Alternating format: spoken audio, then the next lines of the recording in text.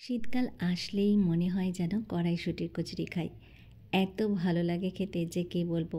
তাই ভাবলাম তোমাদের সাথে আজকে একটু শেয়ার করি। দেখতেই পাচ্ছ অনেকগুলো মটরশুঁটি ছাড়িয়ে নিয়েছি আর এটাকে সেদ্ধ করার জন্য রেখে দিয়েছি।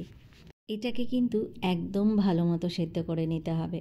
তারপর একটা ছাঁকনি দিয়ে জলটাকে ফেলে দিচ্ছি আর একটা পাত্রে এটাকে ঠান্ডা করার জন্য রেখে একটু ভালো মতো ঠান্ডা হয়ে গেলে মিক্সার জারে এটাকে একটা ফাইন পেস্ট করে নেব। দেখতেই পাচ্ছ এরকম হয়েছে। তারপর একটা প্যান বসিয়ে দিয়েছি, তার মধ্যে বেশ খানিকটা সর্ষের তেল লাগবে, যেহেতু মটরশুঁটির পরিমাণ অনেকটা বেশি। এবার 2 চামচ পরিমাণ রসুন একদম কিমা করে নিয়ে সেটাকে ফ্রাই করে নিচ্ছি। তারপর দুটো পেঁয়াজ একদম ঝিরিঝিরি করে কেটে নিয়েছি, সেটাকে একসাথে ভালো মতো ভেজে নেব। নুন দিচ্ছি স্বাদ অনুযায়ী। তারপর এটা যখন ভালো মতো মজে আসবে এর মধ্যে কিছু মশলা অ্যাড করতে হবে। প্রথমে দেবো 1/2 চামচ পরিমাণ হিং, তারপর দিয়ে দেবো 1 চামচ পরিমাণ গরম মশলা, 1 চামচ পরিমাণ জিরের গুঁড়ো, 1 চামচ পরিমাণ ধনের গুঁড়ো আর 1 চামচ পরিমাণ লঙ্কার গুঁড়ো। ওগুলোকে একটু ভালো মতো ভেজে নেব। ভাজাটা যখন ভালো মতো হয়ে যাবে তারপর আমি এর মধ্যে যে মটরশুঁটিটা পেস্ট করে রেখেছিলাম সেটাকে এর মধ্যে অ্যাড করে দেব। মটরশুঁটিটা দিয়ে মশলার সাথে ভালো মতো করে একদম কষিয়ে নিতে হবে। তারপর এর মধ্যে দিয়ে দেব হলুদের গুঁড়ো। এখানে আমি 1 চামচ পরিমাণ হলুদের গুঁড়ো দিচ্ছি আর দিচ্ছি চাট মশলা 1 চামচ পরিমাণ, আর গোলমরিচের গুঁড়ো আর স্বাদ অনুযায়ী চিনি। সবগুলোকে দিয়ে আবারও ভালো মতো মিক্স করে নিচ্ছি। ভালো মতো মিক্স করে নেওয়ার পর আমি এর মধ্যে একটুখানি নুন দিয়ে দিচ্ছি স্বাদের জন্য। তারপর দিয়ে দেবো একটুখানি কুচনো কাঁচা লঙ্কা, লঙ্কা দেওয়া হয়নি, আর লঙ্কাটা আমি একটু শেষেই দিচ্ছি। তোমরা চাইলে মটরশুঁটির মধ্যেও দিয়ে দিতে পারো। আর একদম শেষে একটুখানি ধনেপাতা কুচিয়ে রেখেছি, সেটাকে অ্যাড করে দেব। ব্যাস, আমাদের কড়াইশুঁটির যে স্টাফিংটা সেটা একদম রেডি হয়ে গেছে। এবার ময়দা মাখার পালা। তার জন্য আমি এখানে প্রায় 2 বাটি পরিমাণ ময়দা নিয়ে নিচ্ছি। আর এই ময়দাটাকে কিন্তু আমি ময়ন দিচ্ছি না, তোমরা চাইলে দিতেও পারো।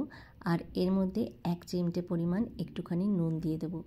আর ময়দাটাকে কিন্তু একটুখানি টাইট করে মাখতে হবে। এর জন্য অল্প অল্প করে জল দিয়ে এটাকে অনবরত মাখতে হবে, একবারে জল দিলে হবে না। তোমরা চাইলে এই ময়দাটাকে কিন্তু অনেক আগেই মেখে রেখে দিতে পারো, এক্ষেত্রে অনেকটা সুবিধা হবে। আর আগে মেখে রাখলে অনেক নরম হয়। তারপর দেখো এটাকে ভালো মতো মেখে নিচ্ছি। মাখাটা যখন হয়ে যাবে তখন একটু ঢাকা দিয়ে একটা কাপড় দিয়ে একটুখানি রেস্টে রেখে দিতে পারো। তারপর দেখো ছোট ছোট লেচি কাটছি। আর অনেক সময় লেচিটা আমি একটু বড়ও কাটছি, যেহেতু একটু বড় সাইজ হয়।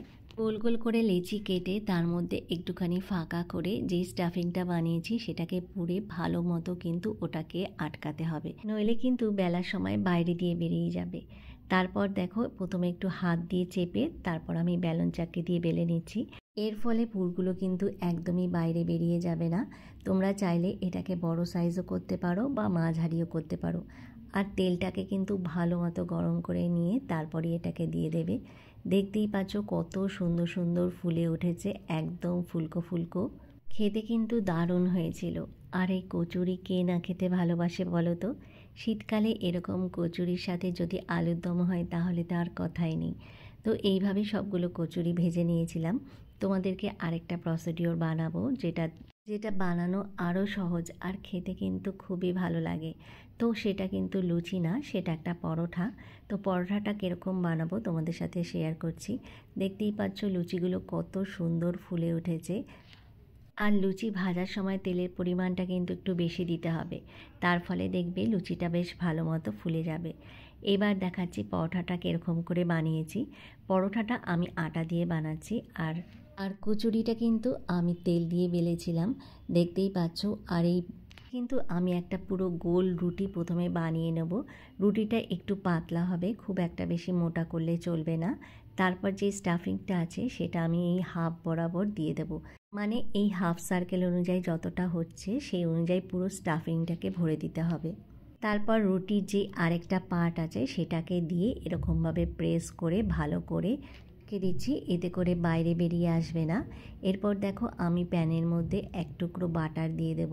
আর এই পরোটাটা আমি বাটার দিয়ে বানাচ্ছি, পরেরটা রিফাইন তেল দিয়ে বানাবো। বাটারটা যখন গলে যাবে তারপরে আমি পরোটাটাকে দিয়ে দেব। আর এটা কিন্তু একটু লাল লাল করে ভাজবো, এতে খেতে খুবই ভালো লাগে। এক পাশ হয়ে গেলে আরেক পাশ উল্টে দেবো। দেখতেই পাচ্ছ দেখতে কত সুন্দর লাগছে, খেতে কিন্তু অসাধারণ হয়েছে। আমি যেই প্রসেসে বানিয়েছি তোমরা ঠিক এইভাবে বানাবে। সত্যি বলছি দারুণ দারুণ হয়েছে।